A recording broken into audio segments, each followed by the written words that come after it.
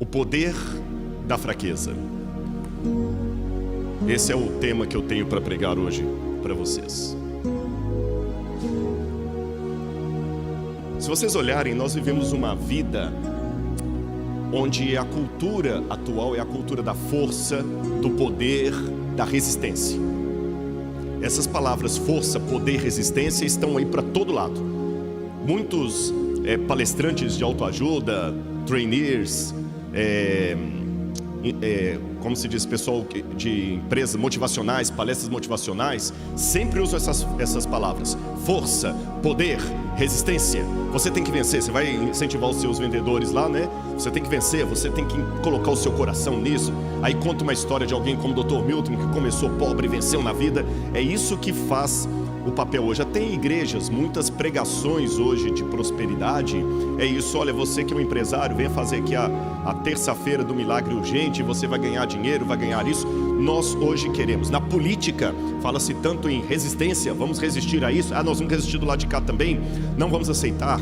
Negros, mulheres, pessoas minoritárias, hoje nós vamos resistir. Agora, o curioso é que a Bíblia, entrando em contradição com tudo isso, num paradoxo, fala que o poder de Deus se aperfeiçoa na fraqueza. Eu quero ler com vocês aqui o livro de 2 Coríntios, capítulo 12, versículo 8. 2 Coríntios 12, verso 8. Paulo está reclamando de uma dificuldade que ele tinha na vida. Verso 9, melhor dizendo. Paulo estava reclamando de uma dificuldade que ele tinha na vida, que ele chamava de espinho na carne, um instrumento de Satanás para limitá-lo. E no verso 8 ele diz: 3 vezes eu pedi ao Senhor que afastasse de mim esse espinho na carne, essa dificuldade, essa crença limitante que ele tinha, um poder físico, um problema físico. Então o Senhor me disse: a minha graça é o que basta para você, porque o poder se aperfeiçoa na fraqueza. O poder se aperfeiçoa na fraqueza. É interessante que essa palavra grega, fraqueza, astenia, significa falta de estímulo, falta de vontade. Em grego você tem lá, regar dynamis en asteneian teletai. O meu poder é na fraqueza, na falta de vigor que ele se complementa. É isso que está no grego. O meu poder se complementa, chega ao seu fim na fraqueza. É estranho isso. É um paradoxo. Olhem a foto daquela menininha ali. Eu acho que quando eu vi a primeira vez essa foto, eu até coloquei nas minhas redes sociais. Eu coloquei com a imagem assim: é por isso que o reino dos céus é das crianças, né? Na ingenuidade dela, ela acha que está ajudando. Mas se você olhar por outro lado, o poder de Cristo se aperfeiçoa na fraqueza. De que forma? Só a foto de Jesus carregando a cruz daria um impacto. Mas o fato de ter aquela criancinha no fundo ali não deu um outro impacto em vocês? O meu poder se aperfeiçoa na fraqueza. Em que sentido? O poder de Deus fica mais vivo quando na fraqueza ele mostra o que ele pode fazer. O poder de Deus fica ainda mais esplendoroso quando na fraqueza Deus mostra o que ele pode realizar, mesmo a partir de pessoas fracas. Mas é difícil a gente aceitar isso na prática. Eu não sei se todos conhecem. Isso aí é uma foto de um seriado da Netflix chamado Falda. Falda é uma palavra muito interessante. Falda é uma palavra que tem tanto em hebraico quanto em árabe moderno. E falda significa caos. O caos. Falda é um seriado assim bem... muito tiro, muita coisa assim, porque mostra como agentes do Mossad vão até a Palestina para matar terroristas ou destruir células de terrorismo. E essa é a cena dos israelenses. E convenhamos, pela cultura moderna de resistência, de poder, se nós fôssemos judeus, nós iríamos querer fazer parte de um povo que tem esses representantes, correto? Como é que você quer que a sua empresa seja representada? Por pessoas bem resolvidas? Como é que você quer que a sua igreja seja bem representada? Por pessoas que venceram na vida de sucesso. Você quer trazer uma visita aqui, a visita querer fazer parte do grupo, porque todo mundo aqui é bem sucedido, todo mundo é bonito, sadio, forte. Mas a história mostra que os judeus nem sempre são representados dessa forma. Esses também são judeus. Mas não é esse quadro que a gente quer que lembre o nosso povo. A bem da verdade, seja o judeu falando do holocausto, seja o negro falando da discriminação, do racismo, seja a mulher falando do feminicídio, sempre que você é vítima de alguma coisa, você hoje, na conjuntura atual, você quer contar essa história assim. Os negros sofreram no passado, porque eles não eram como eu, porque eu sou um negro da resistência.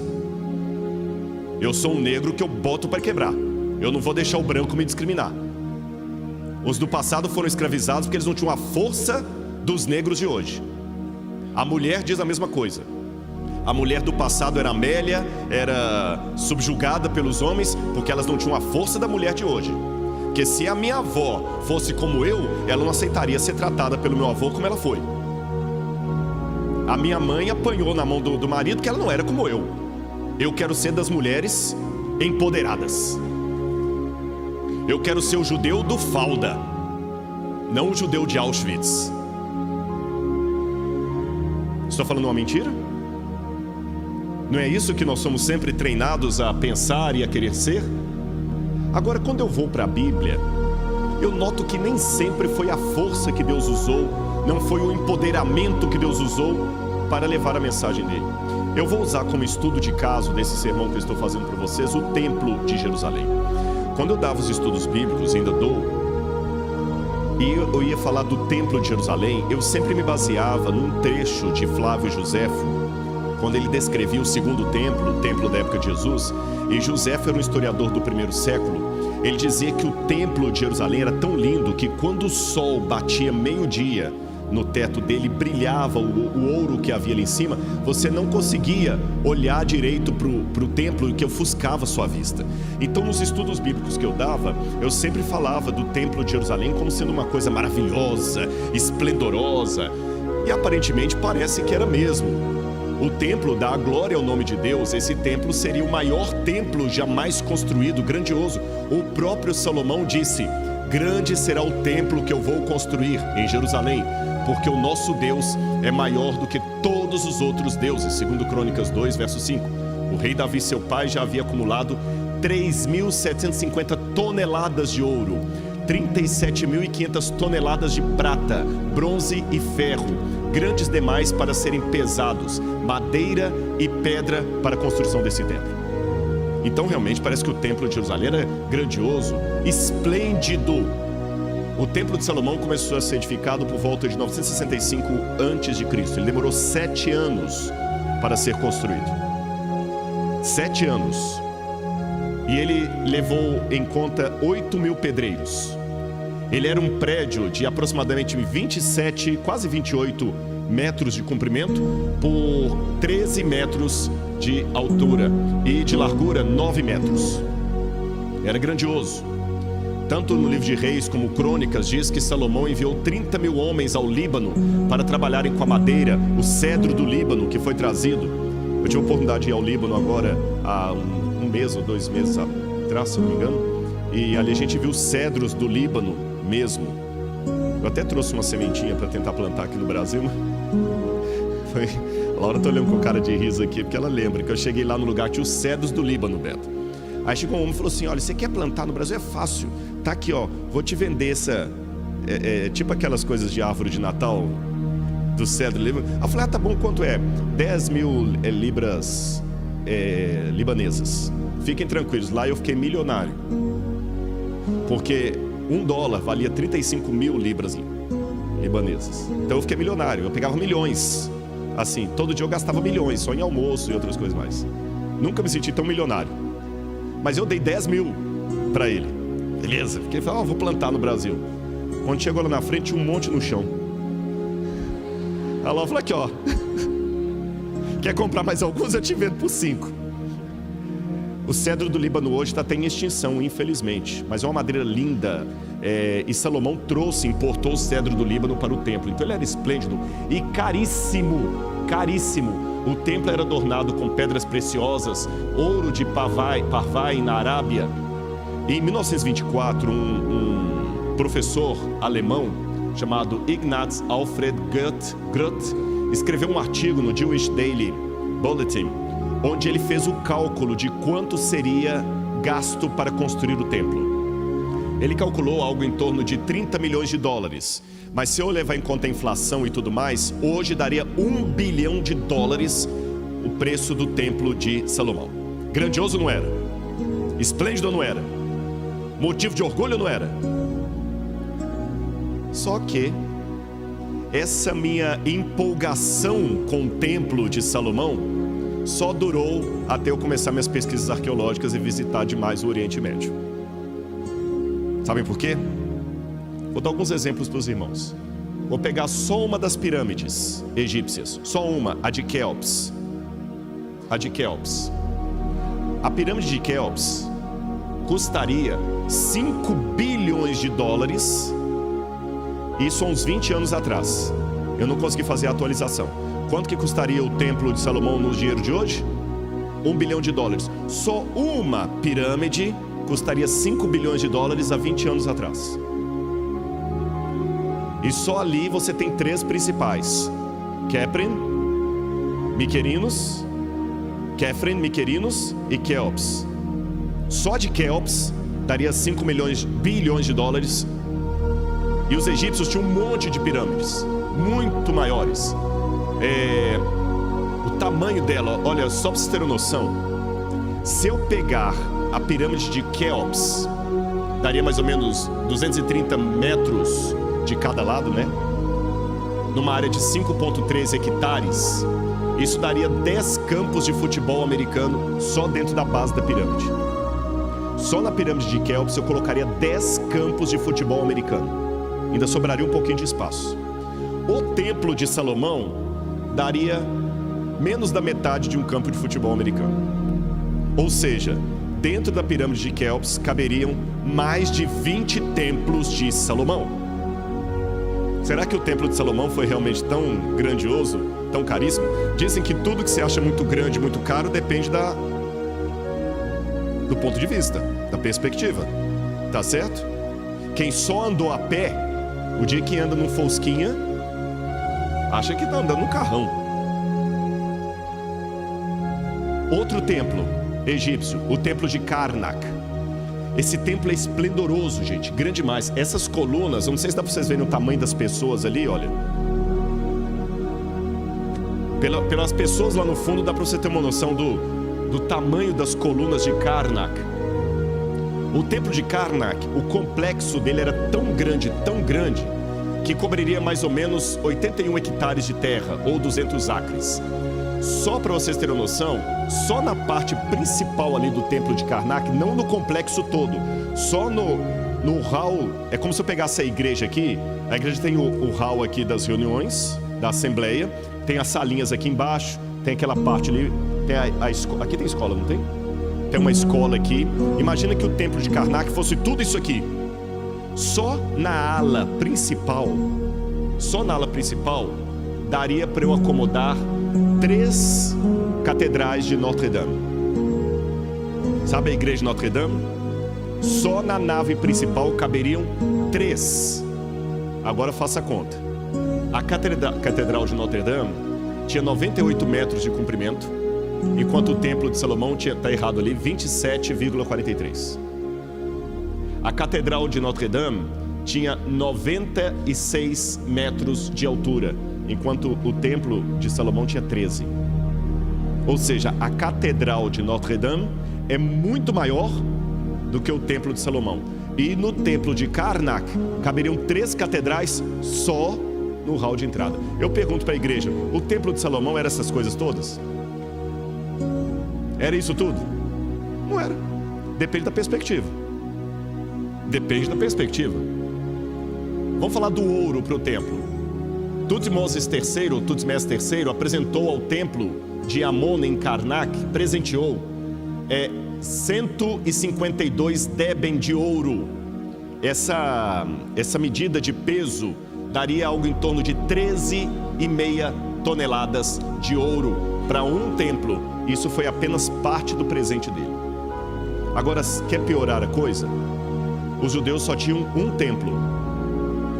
Os egípcios tinham vários, dezenas e dezenas de templos. Só um dos templos egípcios era muito maior do que o templo de Salomão. Então, gente, o templo de Salomão perde em todos os quesitos. Em número, porque enquanto os judeus só tinham um, os egípcios tinham dezenas e dezenas e dezenas. Perde em tamanho, perde em qualidade, perde em preço. E olha, irmãos, que eu só fiz uma comparação do templo de Salomão com edificações egípcias.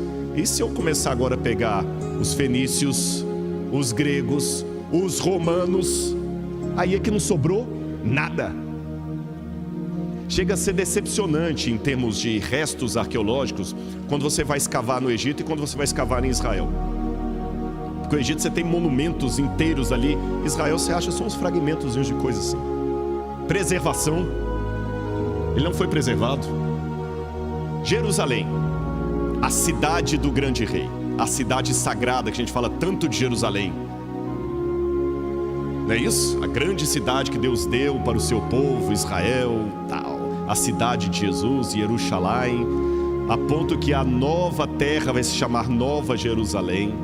Jerusalém não era nada também. Esse aqui é uma planta em tamanho, proporcional, uma planta proporcional, só do tamanho de Khorshad. Khorshad era a capital da Assíria, da época de Assurbanipal, Senaqueribe, esse pessoal. Olha a capital da Assíria. Ali em cima, não sei se o laser mostra aqui, não, pega. Aqui era apenas a cidadela com o palácio do rei da Assíria. Você quer o palácio do rei da Síria e a citadela do palácio do rei da Síria. E aqui é a capital de Khorshad. E proporcionalmente eu coloquei aqui a imagem de Jerusalém. Jerusalém era quase tão grande como só o palácio do rei já dava o tamanho de Jerusalém inteira. Jerusalém era uma grande cidade? Não era. Aí eu pergunto, por que Deus escolheu algo tão modesto à vista de outros edifícios? Por que Deus escolheu os judeus que eram tão pequenos? Israel nunca teve um império que cobriu toda a Europa, todo o norte da África, como Roma, Babilônia, que pegou a Ásia. Só aquele pedacinho ali, o reino unificado de Salomão, era uma coisa pequena. Por que tinha que ser coisa tão pequena? Por que o templo de Deus tinha que ser algo tão pequeno? Vamos falar do templo. Por que tinha que ser algo tão pequeno?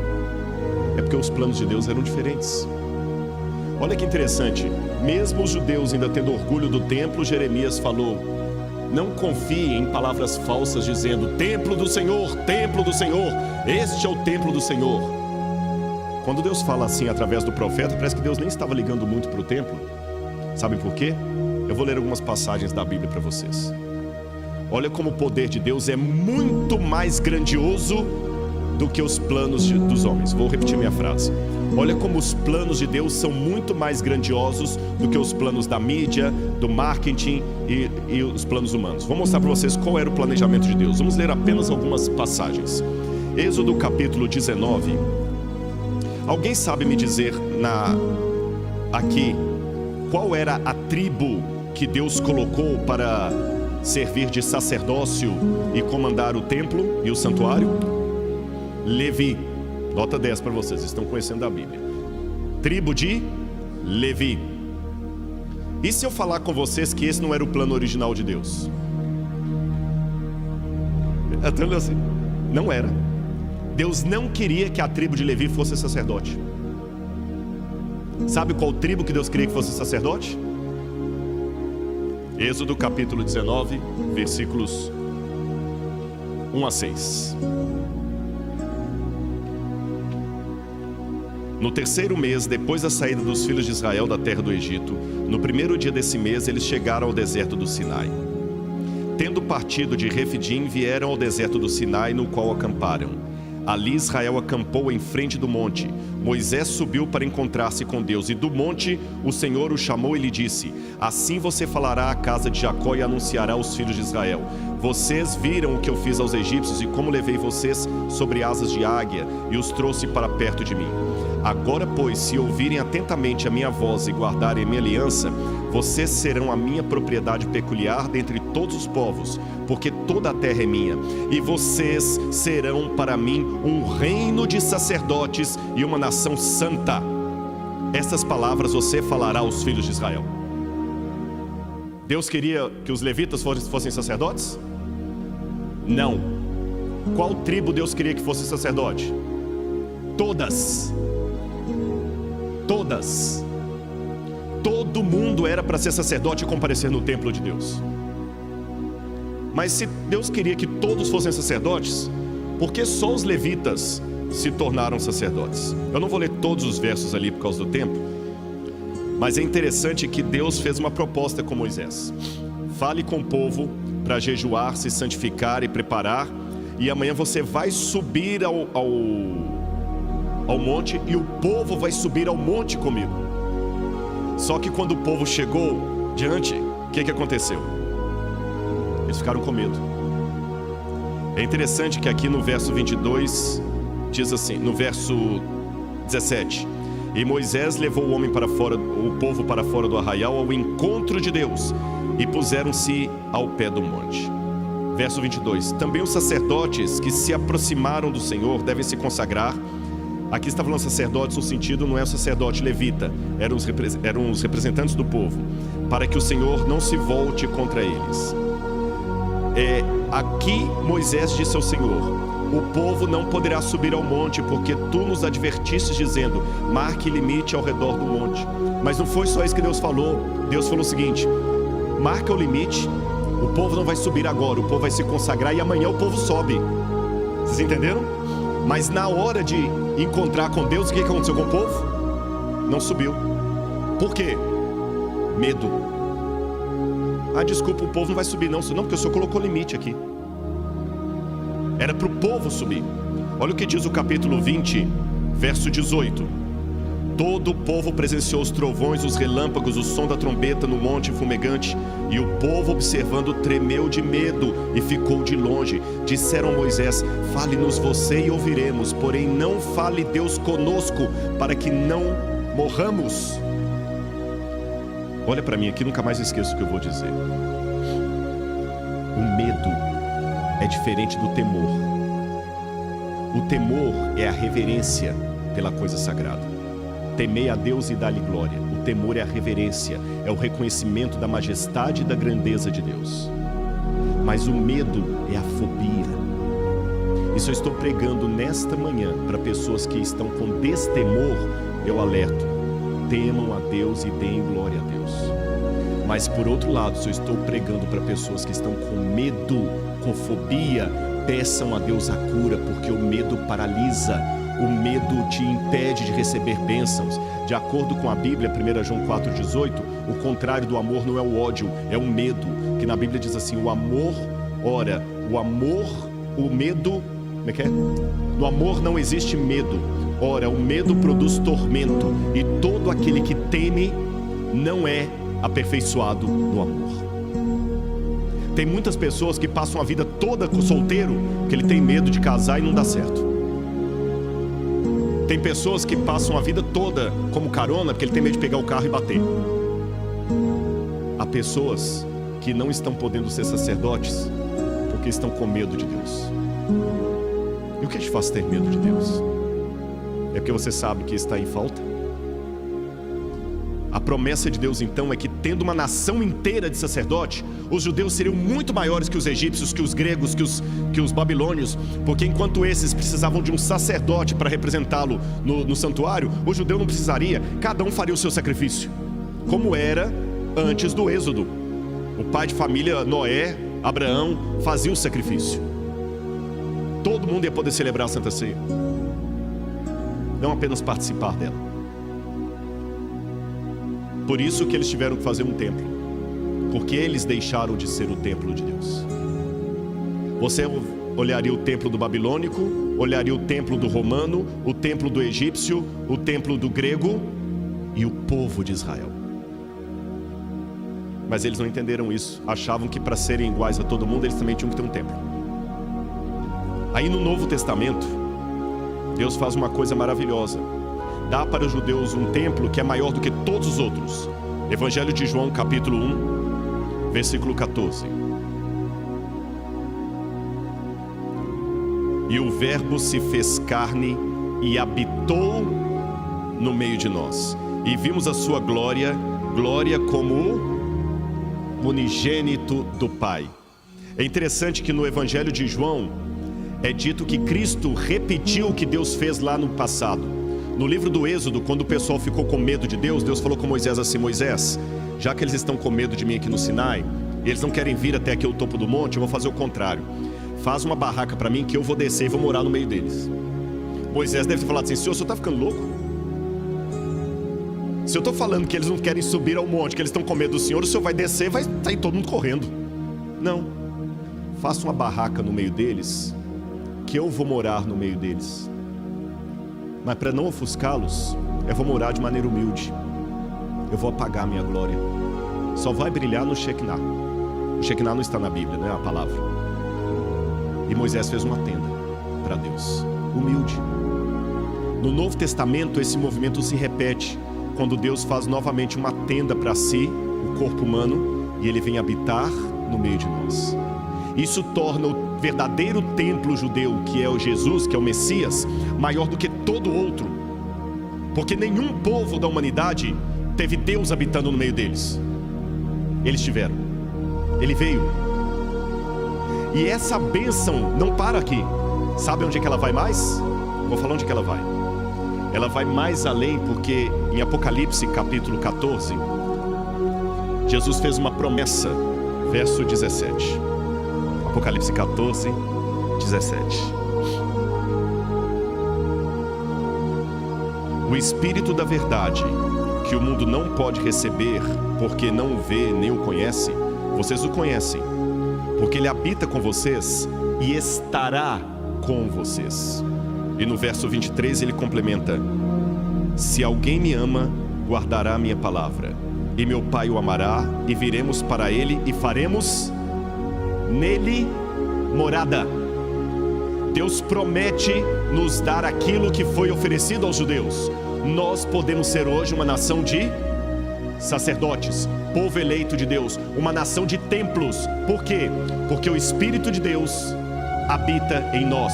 O nosso corpo se torna templo do Espírito Santo. E essa é a coisa mais linda, porque eu sei que por mais grandiosa que seja a pirâmide de Quéops, o templo de Karnak, se eu falar com você que você tem agora, Carol, 5 bilhões de dólares, e você tem que salvar uma coisa, uma vida ou outra coisa. Uma coisa vai ser destruída: ou a sua filha, ou a pirâmide. Você precisa de um segundo para decidir? Mas são 5 bilhões de dólares, e a pirâmide é uma das 7 maravilhas do mundo antigo. A pergunta chega a ser até ofensiva. Precisa de um segundo para decidir? Quem vale mais?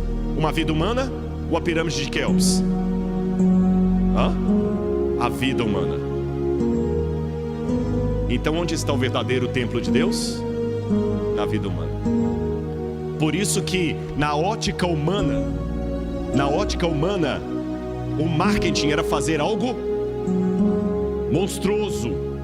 Na ótica de Deus, o marketing é fazer algo modesto, que perdura e que tem mais valor agregado do que uma pirâmide. E é por isso que o Apocalipse termina dizendo: eis o tabernáculo de Deus com os homens. Deus estará com eles, e eles serão povos de Deus. E quando João ouviu eis o tabernáculo de Deus com os homens no Apocalipse, João olhou em redor e tentou procurar o tabernáculo, e ele falou: mas estranho, eu não vi santuário. Que contradição é essa? Aí próprio Deus responde: você não viu o santuário porque o próprio Cordeiro é o santuário no meio deles. Então eu quero terminar o meu sermão nesta manhã conclamando você, fraco, defeituoso, a ser um santuário de Deus, um templo de Deus. Eu não sei se a Júlia já está preparada para entrar ali com o pastor. Eu quero... Já estão prontos lá? Se tiver, só dá um aviso para mim. Eu confesso para os irmãos uma coisa. Quando eu olho para mim mesmo, estou parafraseando Santo Agostinho de Hipona, eu não vejo como me salvar. Tem espelho na minha casa. E o espelho, quando você mesmo está olhando nele, ele diz mais do que simplesmente a sua aparência física. Ele conta as suas virtudes e seus defeitos, sua força e sua fraqueza. E você olha para aquele espelho e às vezes você não gosta do que vê. Quando eu olho para mim mesmo, eu não vejo como me salvar. Mas quando eu olho Deus e as promessas de Deus, eu não vejo como me perder. Eu posso não ter o esplendor dos grandes edifícios egípcios, nem o mármore de Roma, ou o ouro dos babilônios, mas eu posso ser um santuário de Deus. E como santuário de Deus, eu tenho a tarefa de convidar todos a virem até a mim para adorar a Deus. Não adorar a mim, adorar a Deus. Se você for alguém que está apontando, não é para o seu dedo que as pessoas vão olhar, é para onde você está apontando. Então, numa cultura tão narcisista, onde as pessoas querem no Instagram que todos olhem para ele, para o filtro dele, faça com que eles olhem para o seu dedo, apontando para aquele que é maior do que você. Pode entrar, pastor. Eu quero falar uma coisinha para a Júlia aqui. Ela já está aqui. Júlia, eu quero dizer para você assim que eu estou muito feliz de ver esse momento aqui, mas tem um grupo muito mais feliz do que eu, que são as pessoas que amam você. Mas tem um grupo muito mais feliz do que as pessoas que amam você, que são os anjos de Deus, que estão celebrando nesse momento a sua decisão. Porque Jesus falou na Bíblia que sempre que alguém se entrega a Ele como Salvador, publicamente, há uma festa no céu. E eu preguei hoje aqui sobre nós sermos santuários de Deus. O meu desejo para a sua vida é que você seja realmente um templo do Espírito Santo. E que todas as pessoas, quando chegarem em você, falam assim: você é diferente, né? O que você tem de diferente? Será que é o seu cabelo, é o seu olho, é o seu rosto, é a sua roupa? É o que você exala, a presença de Deus. Eu sei que você tem defeitos como eu tenho defeito, o pastor tem, todo mundo, mas eu quero que você olhe uma foto última que eu vou mostrar. Consegue ver aquela foto daí? O pessoal está vendo essa foto? Aquela foto, Júlia, é uma foto real. Aquele anãozinho que está sendo carregado ali chamava-se Samir. E o altão que está carregando Samir nas costas se chamava Muhammad. Olha que ironia. O Samir era um cristão e o Muhammad era muçulmano. E eles sofriam muita discriminação onde eles moravam, porque as pessoas não tinham a ideia de acessibilidade, respeito aos deficientes físicos. Não havia isso na época. Eram quase inválidos. E o Muhammad tentava vender panelas, mas ele não conseguia, porque ele era cego. Ele batia, as pessoas davam dinheiro errado para ele. O Samir podia ver, mas ele não podia andar porque ele tinha as pernas atrofiadas. Era um anãozinho com as pernas atrofiadas. Um dia o Samir encontrou-se com Muhammad e eles fizeram um acordo, um pacto de paz. O Muhammad falou: eu não tenho olhos, mas você tem, Samir. E o Samir: eu não tenho pernas, mas você tem, Muhammad. E por longos e longos anos, o Muhammad emprestava as pernas dele para o Samir, e o Samir emprestou o olho dele para Muhammad. E essa foto foi tirada dos dois, e eles andavam por toda a cidade. Os dois tinham defeitos, deficiências, limitações, mas um permitiu que a sua limitação trouxesse o outro para a vida dele, e o outro permitiu que a sua virtude suprisse a limitação do outro. Em contrapartida,